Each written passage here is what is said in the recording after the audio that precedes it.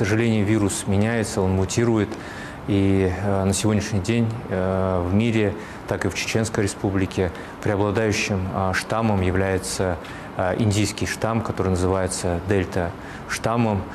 Хотел бы сказать несколько слов, чем же отличается этот дельта-штамм от предыдущей, и особенно от альфа-версии, первоначальной версии.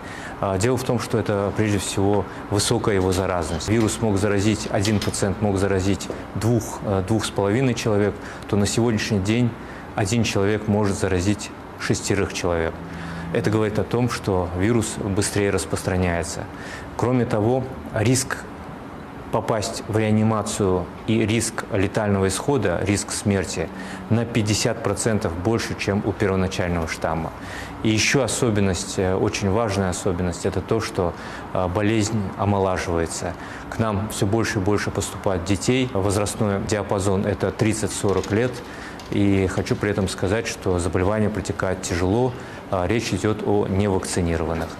Кроме того, поступают дети.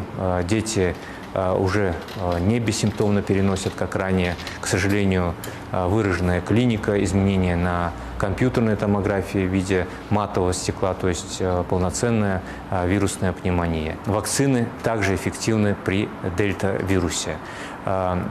Если мы говорили об эффективности вакцины до 98% того, что человек не попадет в медицинское учреждение, не заболеет, то протекция от госпитализации 94% и 80% вероятности, что человек вообще не заболеет. Вакцина – это не панацея. Нам по-прежнему необходимо соблюдать те меры, которые позволят нам сохранить не только собственное здоровье, но и предотвратить распространение заболевания и, соответственно, подумать и сделать все, что от нас зависит, чтобы не вернулся карантин, чтобы не вернулись строгие ограничительные меры.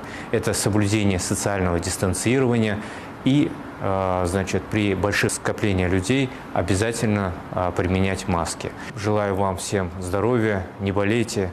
Мы уверены, что скоро мы добьемся полной победы над COVID-19.